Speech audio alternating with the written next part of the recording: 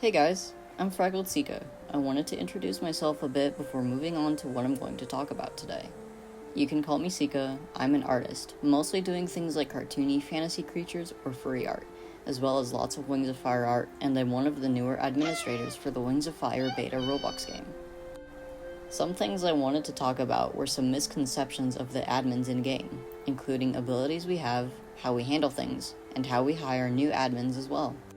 First off, I want to explain the difference between all of the positions that we have in the group. Developers are the people who can edit anything in-game, including importing models, editing the map and terrain, and changing code to be able to make the game function properly. Arch is the head developer and is in control over all the game decisions, as well as deciding what powers admins should have. The game admins, titled Animus, are moderators. We have simply a fraction of the abilities that the developers do. The developers give us permissions to perform certain abilities that are only used for moderation, kicking and banning, freezing people in places, and teleporting. While we can also do some fun things like controlling some weather elements, it's not something we do often, and we are mainly ever in-game to handle a report or just hang out peacefully. The Discord moderators, titled Discord Animus, are not listed in the Talons of Peace Roblox group, but are very essential to moderating the official Discord server for the game, Talons of Peace.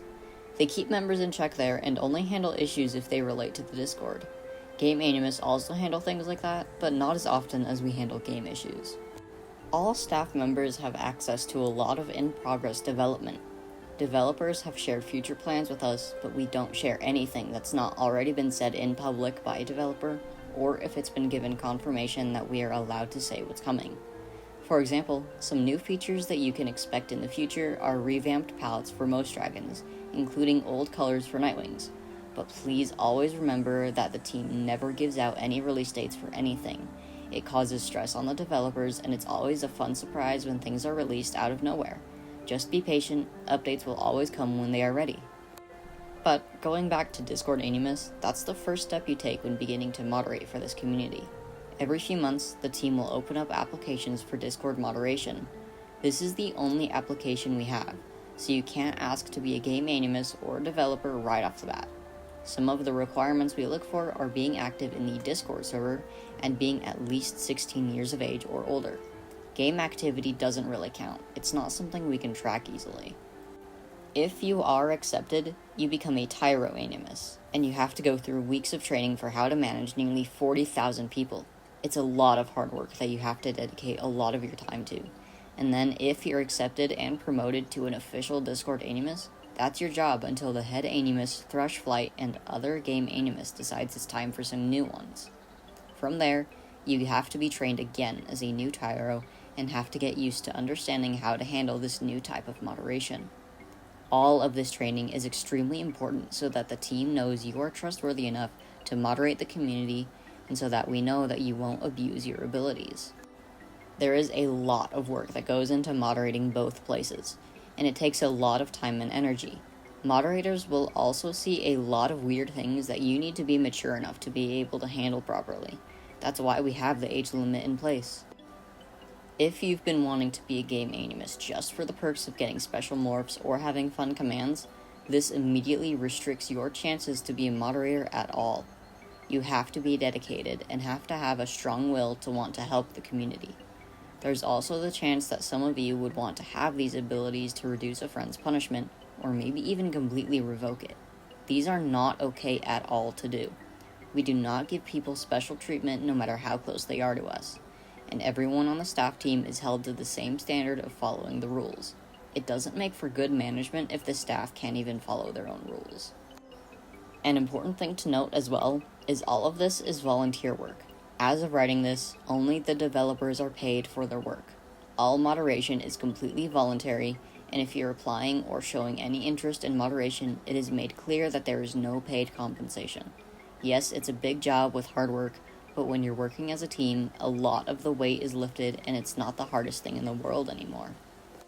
Adding on to some of the abilities we have in-game, we again only have commands for moderation. We have a completely different command console, which is separate from the developer console, where they can edit players in-game or spawn items in buildings or change player stats like sizes or speed.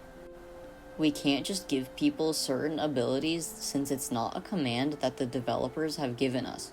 For example, dancing. It's an emote button like all the other actions in the game, and it has a keybind. It's not a command that we can make people do. Some people also think that we can add these special barriers to others, when it only works on us. There's no command available to us where we can add it to other people. It's the same with customization. We have the exact same color palettes as anyone else on our dragons, and we can't paint anything that the regular players can't. The only times where we would have a different palette is during tribe testing. Before I was an admin, not all tribes were released, and the Leafwing was just added for admin testing. When a tribe is in testing, the color palette is not finished, and usually would be replaced by a similar tribe's palette, or just the Rainwing palette. The only thing different that we have is accessories.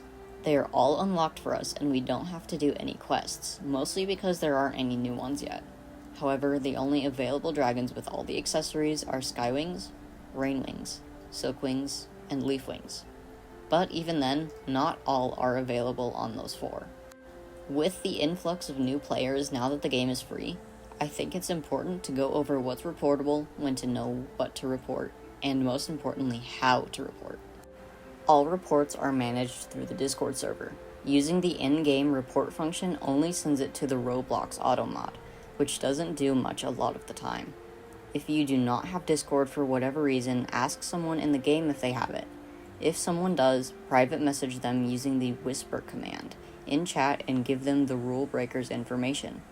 Make sure that whoever is reporting that they follow the given format in the server to report a user, and that they only notify one moderator if a handful of us are already online. There's no need to mention the entire role of the staff team if we are all online, but you can mention the role if you do not see anyone online. You can report players for color exploiting or exploiting or hacking in general, disrupting roleplays, having inappropriate names, bios, or characters such as dragons who portray has-been hotel characters or country characters, inappropriate roleplays such as labs, cults, pets, and other heavy or inappropriate subjects. All game rules can be found in Talons of Peace, but the game will also be updated to have all new rules in place as soon as the developers are able to. Some important things to note for reporting is to not tell the players you are reporting them. They might leave and we might not be able to manage it, so keep it quiet, and if you see something suspicious, it's always okay to report it since you won't get in trouble if it ends up being something non-reportable. Some non-reportable things are glitches, such as the well-known Roomba glitch or this fun floating one. Glitches like these are harmless and can be accidentally found by any user, so don't worry. You won't get banned if you're doing any of these small glitches in front of us. It's also always okay to report any suspicious colored morphs that you may see, but it's better to check if they have a username that matches any moderator in the Talons of Peace group. My final note to end things off is to remember that all moderators and developers are normal people just like all of you. We aren't special or famous or worthy of anything extravagant, and it's certainly awkward or uncomfortable for most players to worship or bow to us if you see us in-game. We are most likely there to hang out or to take care of a report. You can always be polite and ask some questions, as some moderators are happy to answer any questions, but don't start begging for things that they can't give you or can't answer. It's too overwhelming when we are crowded or chased, so please try to treat us like you would anyone else, with respectful questions and casual conversation. Always respect boundaries. If there's anything I missed in this video, go ahead and ask in the comments. If there's enough questions there, I might make a part 2. I hope this clears information up and gives you guys a new perspective of what it's like for us in the game.